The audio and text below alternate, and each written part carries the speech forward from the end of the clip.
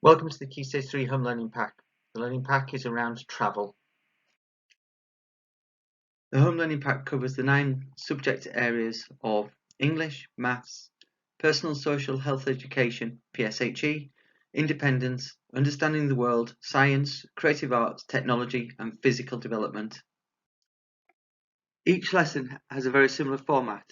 There will be a lesson number at the top. This is closely followed by the equipment. This includes the things that you will need to complete the lesson, such as worksheets, pens, pencils, scissors, glue, ruler. There'll be a set of instructions related to the lesson. This will give you the outcomes and what the lesson is about. There will also be, within each of the packs and each of the lessons, examples to support your child in terms of their learning. Then each lesson will be broken down into activities. Activity 1, 2 and Activity 3. Activity 1 often is the easiest activities and every child should be able to complete these. Activity 2 is about the application of skills and knowledge and your child may need some support with this. Activity 3 is more independent work where children are applying their knowledge and skills to different environments and contexts. In English, we would like you to work on your adjectives, similes and persuasive writing. We'd like you to do that across a range of text, including fiction and non-fiction. We'd also like you to be able to practice using your writing in a range of contexts, including creating postcards, travel brochures, as well as creating your own travel story in a fictional way in relation to Doctor Who. In the first 2 lessons, we would like you to look at 2 items of text. The first text is a piece of fiction work, which is make-believe or made-up, which is The House on Chicken Legs. And the second set of text is around Helen Sharman, who was the first British woman into space. We'd look at in the text around developing your understanding of adjectives. Remember, an adjective is a word which describes or gives more information about a noun or a pronoun. In lessons 3 and 4, we're going to be continuing your use of adjectives. First of all, we're going to be considering fictional stories that you may have read. In this example, Little Red Riding Hood. The location, which it is set, in this case a forest. And then thinking about our senses such as hearing, smell, touch, and what we might be able to use our adjectives to describe those scenes better. In this case, the forest may be dark. Might be able to describe animal noises that we hear. It may feel damp. It may have fallen branches on the floor, which means that as you're walking, there's a cracking sound as you walk. So feeling about those examples and using our adjectives creatively to be able to describe the location. Then we'll be thinking about real life locations, whether that be rooms in the house or areas around your home. In this example here, we have a park, so it may be that you can smell the fresh green grass. You may be able to hear the loud, excited screams of the children as they're playing. It may be that you can feel the shiny silver slide glistening in the sunlight. So again, we're using our adjectives to describe scenes that we are seeing and feeling around us. In lessons 5 and 6, we'll be looking at developing your adjectives even further and starting to use similes in our writing. Don't forget, a simile is a comparison of 2 things using words such as like or as. In this example, as sweet as honey, or racing like a frightened rabbit. First of all, needing to think about your writing in terms of a real life situation by developing a postcard from either imagined or a real place that you've been on holiday. In the second lesson around using similes and adjectives, you'll be developing the use of your writing to describe where Doctor has been in terms of a new destination and creating a new destination for Doctor Who to have visited. In the final 2 English lessons, you'll be continuing to develop your writing and use of persuasive writing and adjectives in both a fictional and non-fictional way. In a non-fiction way, you'll be looking at creating a travel brochure, and in a fictional way, continuing your story around the Doctor by creating a story around where her new location is and what enemies she's facing and how she manages to resolve that issue. Across the 8 maths lessons, we would like you to work on 2D shapes, working out their perimeters, practice with coins and telling the time, complete a survey of cars and create your own bar charts, and work with compasses and bearings to navigate. In the first 2 lessons of maths, we're going to be looking at the properties of 2D shapes. We're going to start by looking at aspects such as the number of sides and how we describe shapes. In this example, this rectangle has 4 sides and this triangle has 3 sides. There will be other examples and opportunities for you to practice developing how you describe 2D shapes. In the second lessons, we'll be looking at the perimeter. Don't forget, the perimeter of a shape is the distance around the outside of the 2D shape. So in this example of the rectangle, it would be all the distance around all 4 sides. In the example below, we have an example here which we have 2 sides of 10. So and then we need to add that to the 2 sides of 6. So when we add these together, we have 12, we carry 1 over, we have 1, 2 and 3.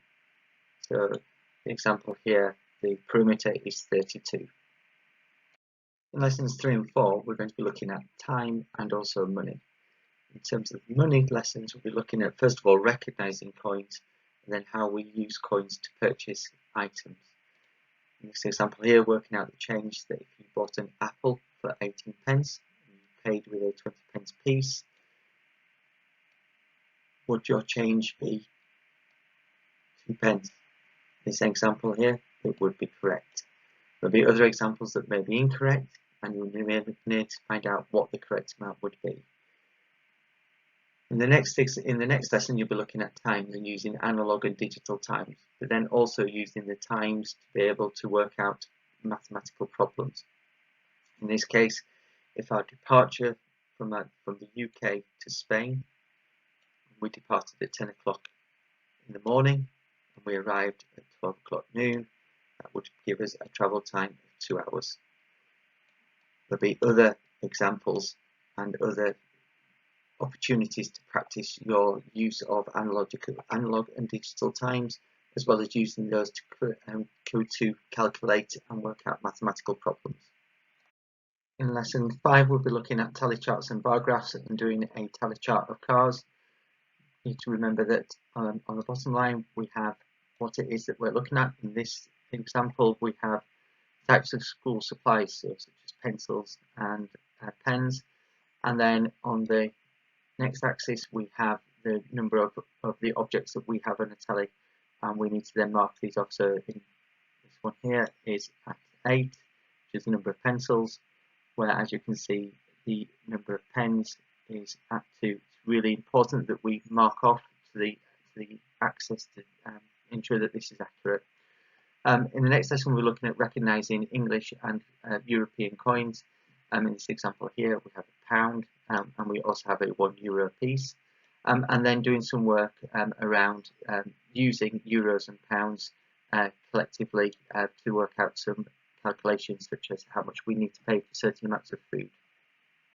In lesson 7 we're going to be looking at using maths to work out some problems, and we're going to be introducing you to 2-step instructions. So here we have a problem, which is Alex buys a bunch of flowers for 68 pence and a bar of chocolate for 31 pence. How much does it cost him? So the first step of this is to identify what the question is asking you to do, in which case then this is an addition question, because we need to add the 2 figures together.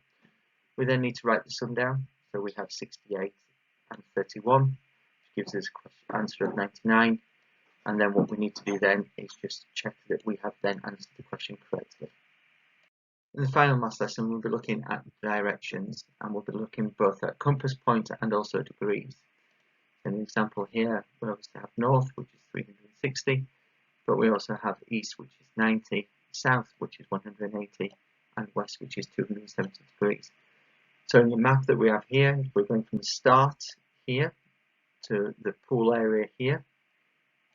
There's several ways we can describe this. We can go east by 2 squares, followed by north by 2 squares, or alternatively we could go north by northeast by 2 squares, or if we decided to do the same in kind of degrees, we can turn by 45 degrees and go by 45 degrees by 2 squares.